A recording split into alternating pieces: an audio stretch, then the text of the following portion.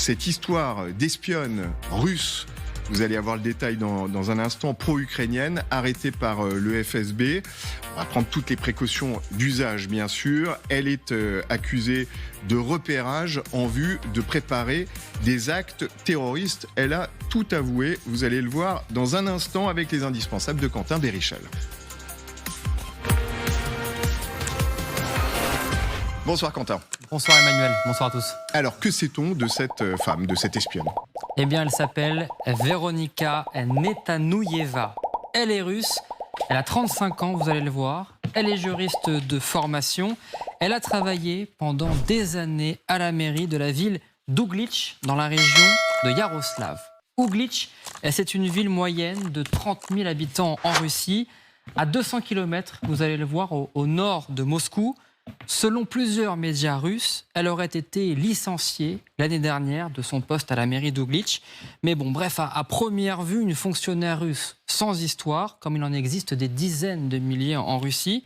Sauf que, le 14 juillet, les agents cagoulés du FSB, le service de renseignement de Russie, arrêtent Veronika Netanouïeva à son bureau, sur son nouveau lieu de travail. Main en évidence sur la table, elle est ensuite emmenée en détention. Le motif de l'arrestation est grave. Elle est soupçonnée d'être une espionne de Kiev. Alors, sur quoi le FSB se fonde pour affirmer ça ? Eh bien, il l'accuse de travailler pour l'Ukraine, plus précisément pour les services de renseignement de Kiev. Dans un communiqué, le FSB dévoile: sur les instructions des services spéciaux ukrainiens, elle a collecté et transmis des informations sur l'une des infrastructures sensibles de la région de Yaroslav, dans le but de commettre un acte terroriste. Comme toujours dans ce genre de cas, le FSB va même jusqu'à diffuser des preuves de sa culpabilité.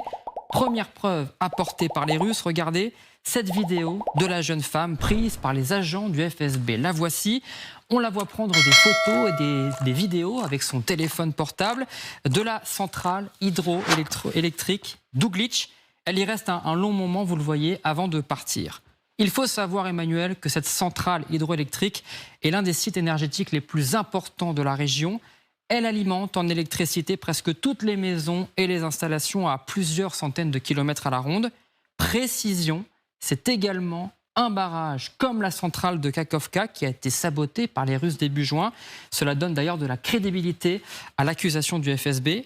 La centrale est sur la Volga, l'un des plus grands fleuves de Russie. Elle sert donc de retenue d'eau pour éviter les inondations. Deuxième preuve diffusée par le FSB, des échanges de messages entre Veronika Netanouïeva et une personne présentée comme un membre des services de renseignement ukrainiens. Et vous allez le voir, le FSB diffuse absolument tout. Dans le premier, Veronika écrit: j'ai aussi un dossier sur la centrale hydroélectrique. Peut-être que certaines informations importantes y sont collectées. Je regarde demain. Si vous voulez des coordonnées, sous quelle forme sont-elles nécessaires ? Le soi-disant contact ukrainien lui répond alors: ce serait génial. Et ça continue. Veronika lui demande ensuite: écoute, si je passe par la centrale et que j'allume la localisation via WhatsApp, je vais bouger. Comment vas-tu comprendre les bonnes directions ? Le contact ukrainien lui répond: tu m'envoies ta localisation, je comprendrai. Tu apparaîtras alors sur la carte avec la zone principale. Comme ça, l'explosion sera ciblée. Pour le FSB, c'est la preuve irréfutable que Veronika Netanouïeva préparait un attentat contre la centrale. Mais les accusations ne s'arrêtent pas là. Les renseignements russes publient d'autres échanges entre Veronika et ce soi-disant contact, évoquant d'autres cibles. Il faut attaquer les bureaux d'enrôlement militaire et les voies ferrées. Je ne promets rien pour la station-service, indique Veronika Netanouïeva. La liste des cibles apparaît donc stratégique dans cette guerre. On comprend également, après d'autres messages, que Veronika Netanouïeva serait une opposante à Vladimir Poutine et à la guerre en Ukraine. Elle parle même de précédentes attaques sur le sol russe. Bien sûr, je veux que les drones volent en profondeur de la Russie et pas seulement près de la frontière. Sinon, ces gens stupides continueront à soutenir le grand-père sénile jusqu'à ce qu'ils se sentent en danger. Grand-père sénile, un terme déjà utilisé par les opposants au régime pour désigner Vladimir Poutine. L'interlocuteur lui répond: réduisez-les, on va les réduire en miettes pour que les troupes russes se retirent de Bakhmout. Alors bien sûr, aujourd'hui, il est impossible de vérifier la véracité de ces messages, s'ils ont vraiment été écrits par la jeune femme. Mais ce qui est certain, c'est qu'à l'heure où la Russie est attaquée, notamment en Crimée, vous l'évoquerez plus tard, cette arrestation tombe à pic pour Moscou pour montrer que la Russie lutte contre les défenseurs de l'Ukraine. Oui, c'est vraiment la coupable idéale. Est-ce que, malgré tout, des actions comme celle-ci ont été réalisées ? Oui, c'est crédible. Des partisans de l'Ukraine ont déjà attaqué ce genre de site stratégique. On a régulièrement évoqué ici les sabotages de voies ferrées. Depuis 10 mois, on en a compté au moins une douzaine sur tout le territoire russe. On sait également que des centres d'enrôlement ont également été ciblés, comme à Mourmansk début mai. Les messages parlent également d'une attaque de drone. Kiev, par la voix de son chef du renseignement militaire, n'a jamais caché ce modus operandi. Alors pour en revenir à Véronika Netanouïeva, comment aurait pu-t-elle basculer du côté des Ukrainiens jusqu'à les aider à préparer des attentats sur le sol russe? Ça, le FSB n'en dit absolument. Bien entendu. Merci infiniment, Quentin. Galia Ackerman, votre regard sur cette société que vous connaissez par cœur. On va peut-être repartir de ces images, parce qu'il y a un luxe de mise en scène de la part du FSB qui va la chercher, on le voit dans son bureau. Elle a l'air d'ailleurs quasiment de s'attendre à ce qu'ils viennent. On la voit suivie, sans doute par les fins limiers du FSB, en train, très ostensiblement, de prendre des images sur son téléphone portable. Qu'est-ce que vous pensez d'abord de cette affaire? On élargira peut-être à la résistance intérieure russe. C'est presque trop bon pour être vrai. Oui. C'est ça mon sentiment. Vous savez, le FSB et d'autres services de renseignement russes ont souvent cette tactique. Ils repèrent parfois des opposants potentiels et ils commencent à travailler avec eux en se faisant passer pour les services secrets de l'ennemi. Pour les piéger, en quelque sorte. Pour les piéger et construire une affaire. Si c'était vraiment les Ukrainiens, je pense que le FSB n'aurait pas eu peut-être cette facilité d'intercepter toutes les conversations téléphoniques, parce que on sait que les Russes ont des capacités importantes, mais il y a quand même des messageries plus compliquées, plus criblées, d'autres moyens de communication. Là, c'est presque trop beau. Et donc, moi, je pense que les Russes, maintenant, le régime russe, je veux dire, a besoin de monter un peu la tension dans la société, de trouver des espions, des ennemis intérieurs, ce qui expliquerait aussi un certain nombre d'incidents, disons, malencontreux, comme une nouvelle explosion du pont de Crimée. Donc, c'est ça. Pour vous, il s'agit aussi de détourner l'attention de ça, ou de fabriquer davantage d'ennemis dans l'opinion publique? Fabriquer l'ennemi, on faisait ça d'ailleurs routinement avec les Tchétchènes pendant et à la fin de la Seconde Guerre tchétchène. Il y avait des milliers de jeunes gens tchétchènes qui ont été condamnés à de très longues années de prison, simplement parce que ils ont été déclarés terroristes, et parfois avec des pièges. Donc, je ne nie pas qu'il y a parmi la population russe des gens qui sympathisent à l'Ukraine. Donc tout est possible, mais dans cette histoire-là, oui. Dans le cas concret, que tout a été comment dirais-je, filmé, enregistré, qu'elle s'y attendait presque, comme on dit, etc. Je pense que elle a été tout simplement piégée. Mon sentiment. Voilà. Alors Jean Quatremer-Le-Vôtre, ça rappelle d'autres arrestations. On se souvient par exemple après un attentat à Saint-Pétersbourg, une femme qui avait été arrêtée, pareil, devant les caméras de télévision. Oui. Je crois que Galia a tout dit. Ça sent vraiment la mise en scène. D'abord, est-ce qu'on a besoin d'avoir un espion sur place pour repérer un barrage hydroélectrique qui n'est pas une installation militaire mais une installation civile? D'ailleurs, c'est pas la peine. D'ailleurs, vous avez montré des images prises du ciel, des images satellites qui existent. Donc si on veut monter une opération, on n'a vraiment pas besoin. Et on la voit avec son téléphone portable, ça semble un peu, voilà, ça c'est n'importe quoi. Étonnant, quoi. Voilà, c'est étonnant. Même chose, l'arrestation par le FSB. Je veux dire, vous avez des types du FSB qui débarquent dans votre bureau, vous poussez un hurlement de terreur. Là, elle est là, tranquille. Alors je veux bien que le sang-froid russe soit réputé à travers la planète entière, mais là quand même, on voit bien que toute l'opération là a été mise en scène. Non, moi j'ai vraiment effectivement ce sentiment que, alors peut-être qu'elle a espionné, peut-être qu'elle a pris des contacts, ça se trouve éventuellement avec les Ukrainiens, mais d'abord quelqu'un qui était un asset qui était donc sur le terrain ne fait pas remonter. On pourrait attaquer des installations militaires. Ça n'arrive jamais. Je veux dire, on demande simplement à quelqu'un qui sert d'espion ou d'agent de renseignement, on lui demande tel renseignement particulier, etc. Mais jamais comme ça. Je veux dire, manifestement, on sent que le CFB n'a jamais vu une bonne série américaine d'espionnage où on vous raconte des vraies histoires avec des vrais espions, et les espions vous disent d'ailleurs c'est pas comme ça que ça se passe non plus parce que c'est trop mélodramatique. Donc clairement, je crois qu'il y a deux choses. Je pense qu'il y a effectivement détourner l'attention, vous l'avez dit très justement, mais je pense aussi que c'est un avertissement à la société civile. C'est faites gaffe, on vous surveille. Faites gaffe, on sait très bien qu'il y a des gens parmi vous qui sont des opposants, et regardez ce qui arrive à des gens qui sont pas très sérieux, mais ceux-là, ils vont se prendre 20 ans, 30 ans de prison. Donc faites attention à ce que vous faites. Mais ça peut être à double tranchant, Olivier Védrine. Aussi, montrer qu'il y a des opposants, qu'il y a une cinquième colonne au sein même de la société russe, pour le FSB, pour le Kremlin, ça peut être à double tranchant aussi. C'est à double tranchant, mais pour revenir au process, le process utilisé n'est pas bon. C'est pas du tout le fonctionnement de quelqu'un qui espionne.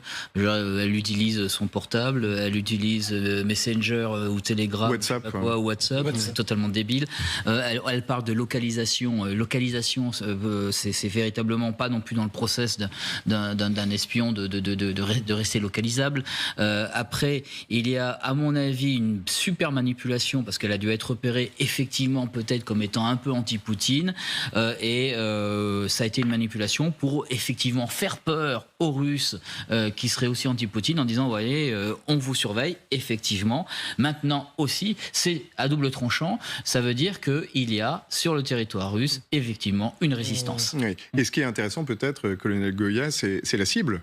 Centrale hydroélectrique, ça rappelle évidemment Kakhovka. Une façon pour les Russes peut-être de dire les Ukrainiens sont des terroristes qui s'apprêtent à inonder complètement des zones aussi. Oui, d'autant plus que dans la version russe, ce sont les Ukrainiens qui ont détruit le barrage de Kakhovka. Vous avez raison. Il faut quand même le rappeler. Oui, non, mais tout a été dit, mais il faut se méfier ce qu'on appelle l'orgie de preuves. Quand il y a trop de preuves, ça devient immanquablement suspect. Moi, je me souviens, au début de la guerre, où le FSB avait là aussi mis en scène la découverte d'un saboteur ukrainien qui s'était infiltré à Moscou et on montrait sa chambre et c'était ridicule, c'est-à-dire que il y avait des symboles nazis partout. Donc le saboteur ukrainien se balade toujours avec ses symboles nazis avec lui. Le plus ridicule, c'est qu'on avait dû dire à l'équipe du FSB, bon, vous mettez des petites cartes SIM des puces électroniques pour montrer qu'il est en contact, qu'il change. Et puis en fait, ils s'étaient trompés, ils avaient mis des cartes Sims du jeu. Oui, c'était bon, c'était ça, je me rappelle. Pour la preuve accablante, on voit des cartes Sims avec des petits personnages. Et attendez, dans le FSB, c'est plus ce que c'était, quoi, quand même. Ça vous fait tous beaucoup rire autour de la table. Il n'en reste pas moins qu'il y a une résistance intérieure russe, sans doute invisible, elle est sans doute imperceptible pour nous, mais on l'a vu. Alors, il y a le spectaculaire, le corps des volontaires russes, par exemple. Et puis, il y a forcément une aide logistique. On se souvient des attaques de drones, par exemple, notamment sur le Kremlin ou d'autres sur la région de Moscou. Comment on peut réussir à la percevoir, malgré tout, cette résistance silencieuse ? Mais la résistance se perçoit par les résultats. Il y a quand même des entrepôts de carburant, il y a quand même des chemins de fer, il y a des incendies, il y a des explosions, il y a des drones qui arrivent. Il y a certainement, surtout quand c'est à l'intérieur de la Russie, une aide logistique, mais je crois que ces agents-là, pour la plupart, sont invisibles et ne sont pas repérés par le FSB. Oui, Donc ne communiquent pas sur WhatsApp. Oui. Voilà, le FSB a besoin de montrer des résultats. Comme jadis, ce que j'ai mentionné, ils avaient besoin. Il y a eu une série de gros attentats en Russie, à Moscou notamment, dans le métro de Moscou. Donc, il fallait montrer les résultats. Et donc là, le FSB a piégé un certain nombre de Tchétchènes qui n'avaient rien à voir avec ça.